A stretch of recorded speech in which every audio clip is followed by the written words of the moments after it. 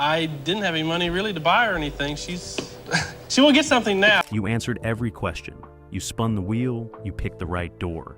The confetti fell, the audience went wild, and the host shook your hand. By every definition of the word, you won. And then the lawyers showed up. Game shows sold America the dream that an ordinary person could walk onto a soundstage and walk out with a brand new car, a Caribbean cruise, or enough cash to pay off the mortgage.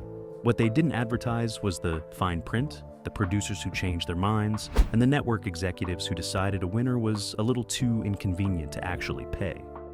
Today we are counting down 11 game show winners who did everything right, beat the odds, outsmarted the competition, and still never saw a dime of what they were promised.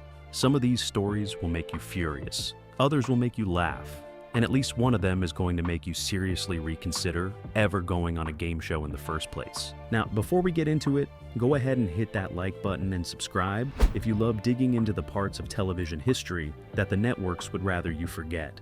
It really helps the channel, and trust us, it is a lot easier than trying to collect a prize from a production company whose legal team has more business cards than the Pentagon. Alright, let us get into this countdown because number 11 alone is going to have you yelling at your screen. Number 11, The Wheel of Fortune, Grammar Police.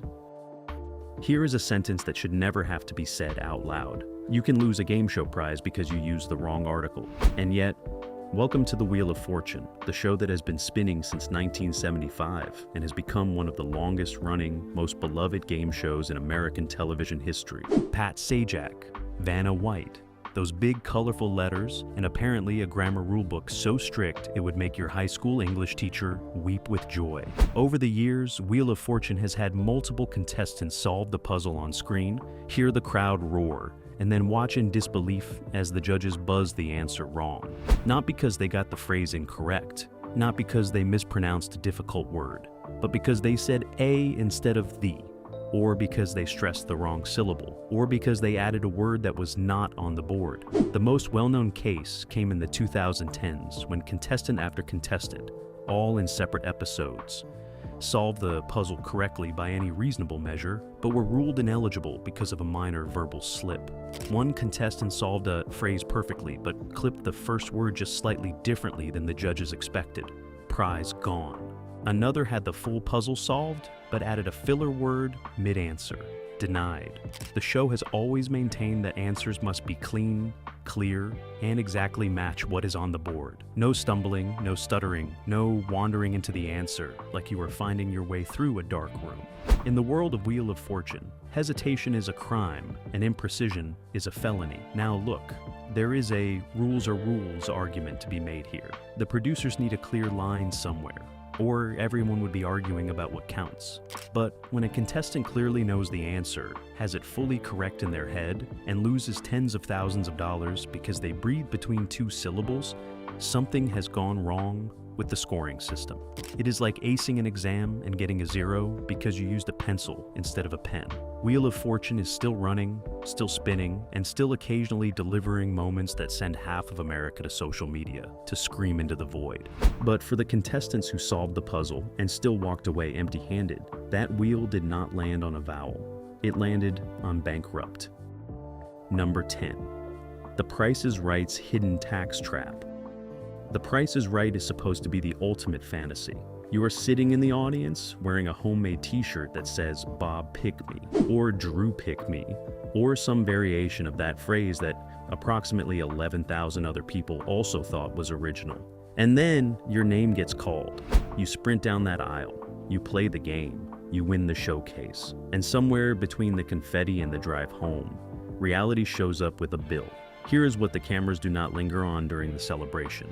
In the United States, game show prizes are considered taxable income. Every single one of them. That car you just won on The Price is Right, the IRS wants a cut. The trip to Tahiti, taxable. The entire showcase valued at $40,000? Congratulations. You now owe somewhere between $10,000 and $15,000 in federal and state taxes, and you need to pay that before you can even pick up your prize. For contestants who come from modest backgrounds, and let's be honest, those are the exact people the show celebrates. That tax bill is not just a nuisance, it is a deal breaker.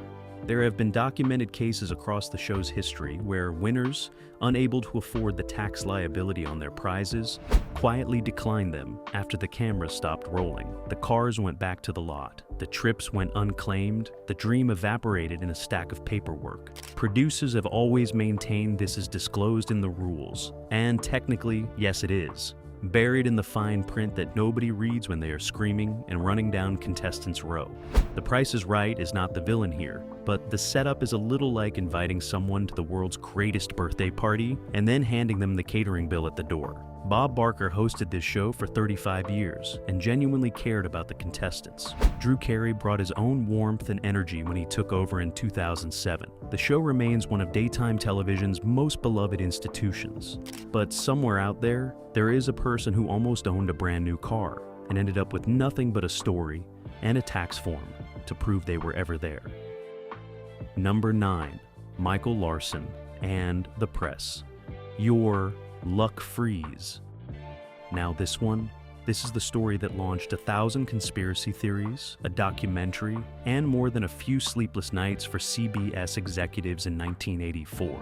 If you have never heard of Michael Larson, buckle up, because this is one of the most audacious things that has ever happened in the history of American game shows. Press Your Luck premiered in 1983 on CBS, a show built around a randomized electronic game board covered in prize squares, and the dreaded Whammy, that smirking little cartoon character who wiped out everything you had earned. The board was supposed to be random, completely unpredictably, chaotically random. Michael Larson knew better. Larson, an unemployed ice cream truck driver from Ohio, spent weeks recording episodes of Press Your Luck on his VCR and watching them frame by frame. What he discovered was that the board was not random at all. The producers had programmed it with only 5 patterns that cycled repeatedly, and 2 specific squares, when timed correctly, would land almost every time without a whammy. Larson memorized those patterns. Then he flew to Los Angeles and auditioned for the show. What happened next took the producers 2 days and a team of network executives to process. Larson won $110,237 across 2 episodes, the largest single-day cash winnings in game show history at that point. The studio was stunned. CBS halted production and froze his winnings while they launched a full investigation to figure out what this Ohio man had done. Here's the thing, Larson had not cheated in any technical sense. He studied the show. He found a flaw. He exploited it perfectly. He had not bribed anyone, had not snuck behind the set, had not done anything the rules explicitly prohibited. CBS knew it, and after weeks of review, they eventually paid him. But the network immediately reprogrammed the board and quietly made sure Michael Larson could never do it again. Larson's story ended badly, and we will get back to that in a moment. But the fact that CBS froze his legitimate winnings and made a man wait weeks to find out if he would ever see his money is one of the great behind-the-scenes moments in game show history. He beat the machine. The machine just was not ready to admit it. Number 8. Jeopardy's Technicality Tribunal. Jeopardy is the thinking person's game show. It has been on the air since 1984 in its current syndicated form and has a reputation for being precise, fair, and intellectually rigorous. It also has a reputation, at least in certain infamous moments, for rulings that made millions of viewers throw their remotes at the television. The most discussed case came in 2012 during the Kids Week tournament, when a 12-year-old contestant named Thomas Hurley III wrote down what was essentially the correct answer to a final Jeopardy question about the Emancipation Proclamation. The judges ruled his answer incorrect because of a misspelling, not a wrong answer, a spelling error. The kid knew the answer. The kid just had 12-year-old handwriting and the pressure of a television studio and a ticking clock working against him. Jeopardy executive producers defended the ruling, saying the show's standards require correct spelling and have consistently been applied. And look, they are not entirely wrong. If you start making exceptions for misspellings, you have to make exceptions for everyone, and the lines get blurry fast. But watching a child lose a significant chunk of tournament winnings because he dropped a letter while visibly nervous is the kind of moment that makes you wonder who exactly these rules are serving. Over the decades, Jeopardy has had multiple rulings that sparked national debates. Answers ruled wrong for improper phrasing, for responses that were technically correct but not what the writers intended, and for split-second timing disputes. The show operates under a strict set of producer-controlled standards, and those producers have the final word. Always. Alex Trebek, who hosted the show with grace and genuine intelligence for 37 years until his passing in 2020, was not always the one making these rulings. He was the face, but the judges were in the back, and sometimes the judges made calls that the face clearly found uncomfortable to deliver. Jeopardy remains one of television's finest programs, but the next time you watch a contestant walk away from a ruling that defies common sense, know that somewhere in that building, someone decided being right just was not enough. Number 7. Herb Stempel and the 21 Fix. If you want to understand where game show scandals actually come from, you have to go back to 1956 and a man named Herb Stempel, because everything that followed, every rule change, every disclaimer, every contestant agreement form, traces its roots directly back to what happened to him. 21 was one of the hottest shows on American television. The format was simple. 2 contestants in soundproof isolation booths answered questions worth point values from 1 to 11. First to 21 won the round and the prize money. It was tense, theatrical, and completely rigged. Herb Stempel was a working-class kid from Queens with a photographic memory and the on-screen presence of someone who genuinely knew too much. He had been winning for weeks, racking up impressive totals, and the producers loved what he was doing for ratings. But then the producers decided they wanted someone new, someone smoother, someone more telegenic. They wanted Charles Van Doren, the academic blue blood, from a famous intellectual family. So they told Herb Stempel to lose. Not to step aside gracefully, not to take a natural stumble, but to deliberately answer a question wrong that he absolutely knew the correct answer to. The question was, which film won the Academy Award for Best Picture the previous year? The answer was Marty. Stempel had seen Marty. Stempel loved Marty. And Stempel sat in that isolation booth and gave the wrong answer on purpose, handing the game to Van Doren as instructed. The prize money Stempel had been promised for his ongoing participation, the sense of fairness, the basic dignity of a real competition, all of it vanished the moment those producers made their decision. When the scandal finally broke publicly a few years later and Congress held hearings about rigged quiz shows, Stempel testified. He told the truth. He named names, and the entire quiz show format collapsed under the weight of its own deception. The story was eventually told in Robert Redford's 1994 film, Quiz Show, where Stempel was played with prickly wounded brilliance by John Turturro. But no film and no congressional hearing could give Herb Stempel back what was taken from him. He played the game honestly. The producers never did. Number 6. Charles Ingram, the coughing major. Now, we travel across the Atlantic because the Americans do not have a monopoly on game show controversy. In September of 2001, a British Army major named Charles Ingram sat in the hot seat on the United Kingdom's edition of Who Wants to Be a Millionaire and answered his way to £1 million. The studio went wild. The confetti came down. And then the investigators showed up. ITV, the network broadcasting Millionaire, had been suspicious during the taping itself. Producers reviewing the tape noticed something peculiar. Every time Ingram hemmed and hawed between possible answers, a particular sound came from the audience. A cough. Specifically, a cough from an accomplice named Tiquan Whittock, a college lecturer who happened to be sitting in the audience that night, and who happened to cough at very strategic moments. The producers froze payment immediately.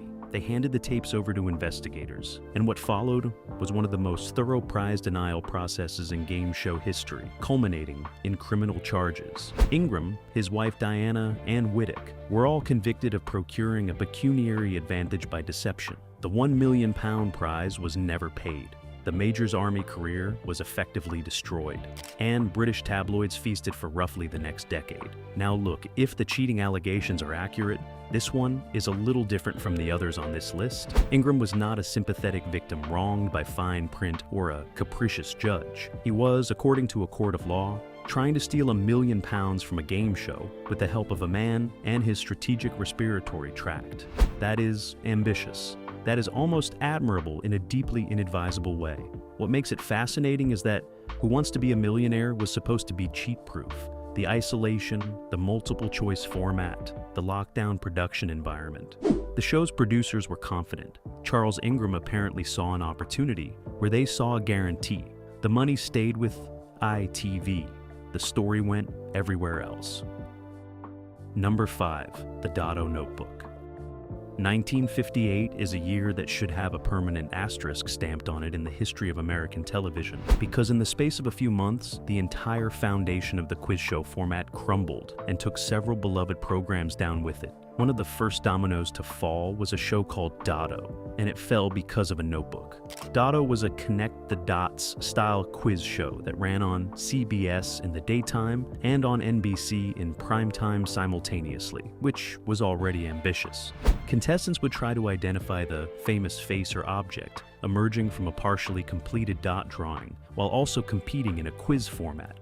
It was popular, it was fun, and at least one of its producers was giving contestants the answers in advance. The scandal broke when a standby contestant named Edward Hillemeyer discovered a notebook backstage that contained the answers a current contestant had just given on air. Hillemeyer went to the network, then to the press, and the whole thing unraveled with remarkable speed. Both the daytime and primetime editions of Dotto were canceled within weeks. The show essentially ceased to exist faster than anyone could issue a press release. The contestant who had received the answers never collected their prizes from the compromised episodes.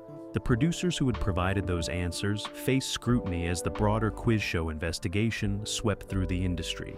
Dotto, which had been a reasonably successful show with a genuinely entertaining format, was erased from the schedule so quickly that many viewers never fully understood why it was gone.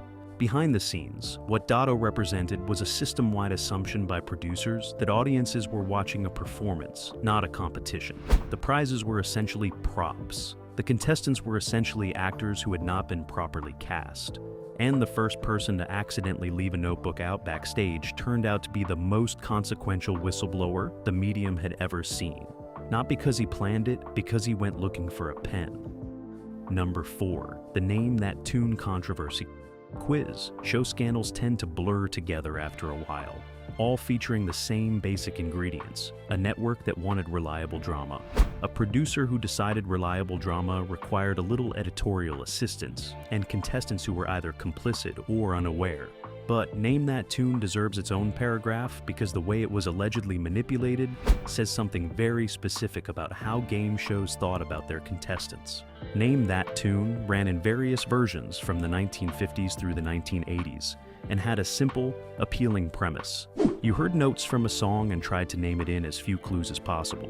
The iconic "I can name that tune in 3 notes" biddings format was genuinely clever television. It also, according to investigations during the broader quiz show scandal era, occasionally featured contestants who had been helpfully prepped with information about which songs they would hear.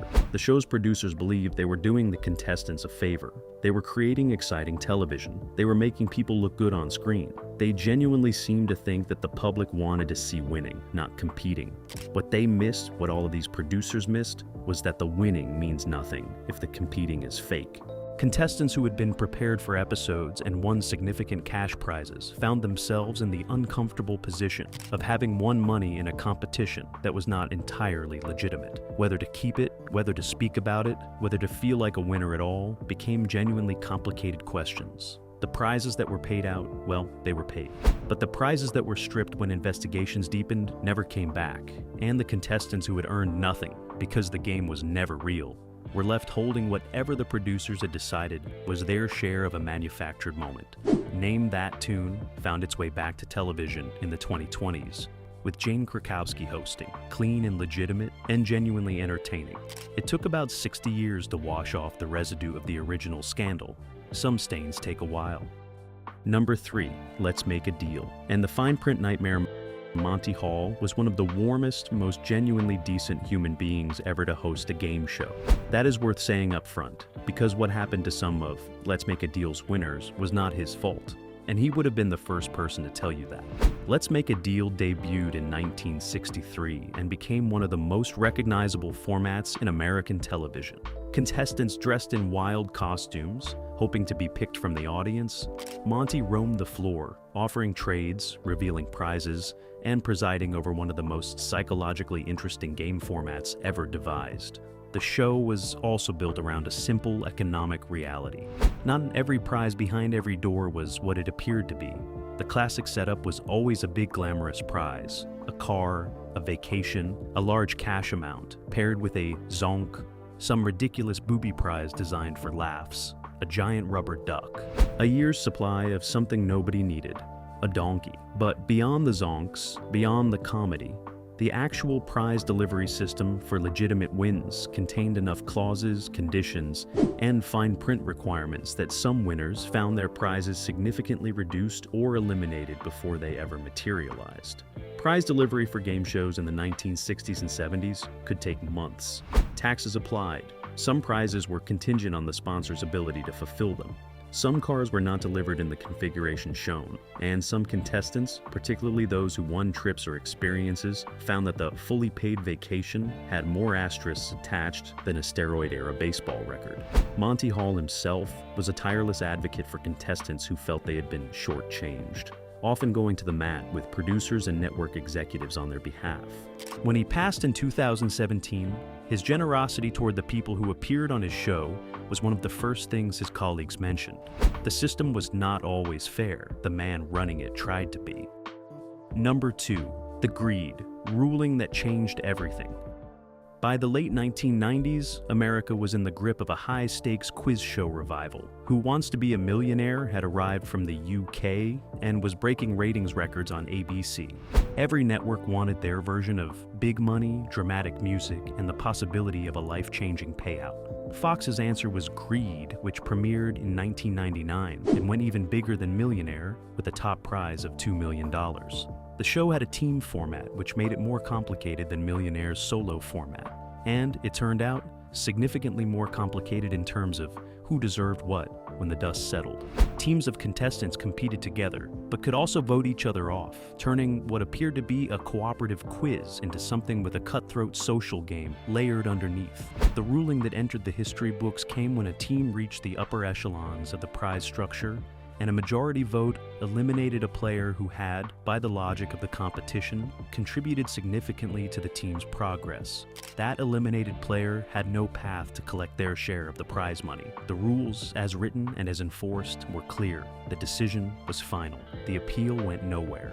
What made this particularly galling was that Greed had marketed itself around the fantasy of a $2 million prize. The big number was in every commercial. It was the whole point. But the architecture of the game made it entirely possible, even likely, that individual contestants who helped a team climb toward that number would be removed before any payout occurred. The house always had a backup plan.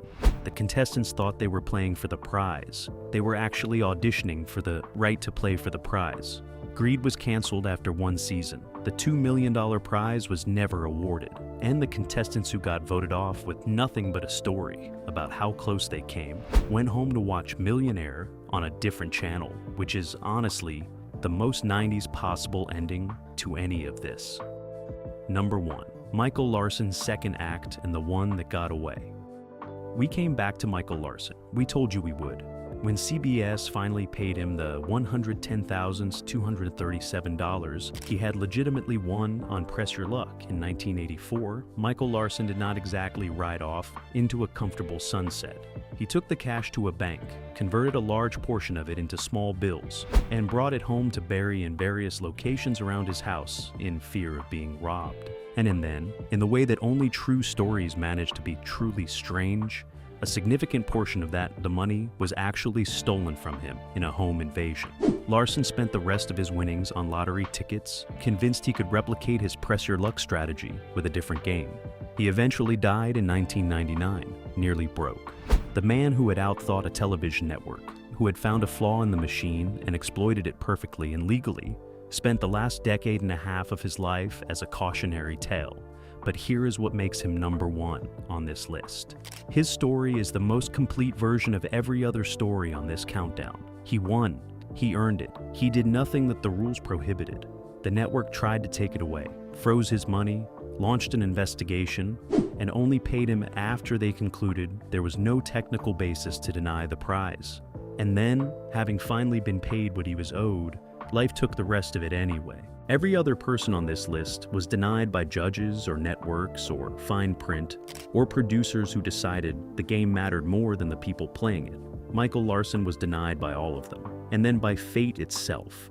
He is the patron saint of this entire phenomenon. The guy who beat the show at its own game, got paid reluctantly, and still ended up with nothing. Press Your Luck eventually came back in 2019 on ABC with Elizabeth Banks hosting, completely reprogrammed and, as far as anyone can tell, pattern-free. The whammies are still there, still smirking, still wiping people out. Michael Larson would have figured that out too. We are almost certain of it, and that is our countdown. 11 game show winners who did everything right, beat the odds, and still walked away without a prize. Some were cheated by the fine print, some were cheated by the producers, some were cheated by their own ambition. And some, like Herb Stempel, were cheated by a system that was never a real game to begin with.